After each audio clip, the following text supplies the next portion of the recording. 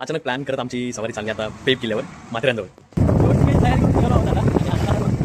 Gate नेहमी पडलेला असतो पण आज नशिबाने उघडा आहे. रविवार असल्यामुळे थोडी गर्दी आहे इकडे. इथून पूर्ण असा घाट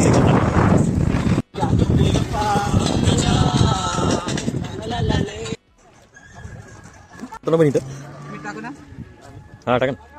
स्टॉप घेऊन आम्ही कैरी खायला थांबलोय आता. मस्त चव आहे कैरीची. तर लोकेशनला पोहोचलोय मित्रांनो आणि आता आम्ही पटरीच्या दिशेने थेट जाणार आहोत. त्यानंतर नेरळ पण किती मोठा दिसतो आणि वरतून बघितल्यानंतर पाय सुद्धा थरथरतात. एवढा उंच आहे. जायचा टाइम आणि आमचं यायचा टाइम 25 मिनिटं झालं चालतोय.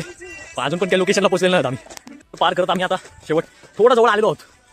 चलो मित्रांनो आता आपण आणि आता खाली उतरतोय आणि 2 लोकेशन आहेत आपल्याला, एक गणपती आणि एक फोर्ट. ट्रेन पण आलेली आहे नेमकी.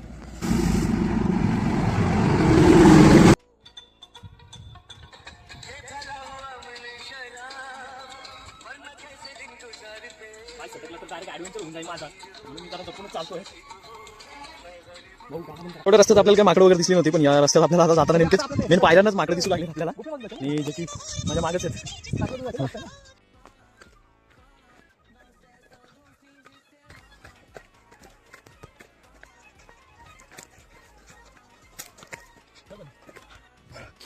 खूपच कठीण होतं तरी पण म्हणजे मधला जो गाड्याचा पॅच आहे ना मेन दरवाजापासून वरती आहे ना तो फार कठीण आहे. कारण थोडं स्लिपी आहे आणि पायऱ्या सुद्धा जरा लूज झालेला आहे कारण लोखंडाचा जिना आहे तो पण. आमचा ट्रेकर कन्फ्यूज झालाय कारण बाईने घातले जीन्स. कसं चढू ते विचार करतो आता. मी चढलो कसं बसं मी पण जीन्सच घातलेली.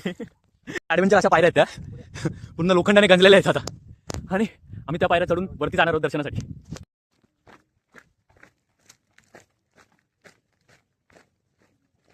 मित्रांनो आणि आता आम्ही उतरलोय खाली.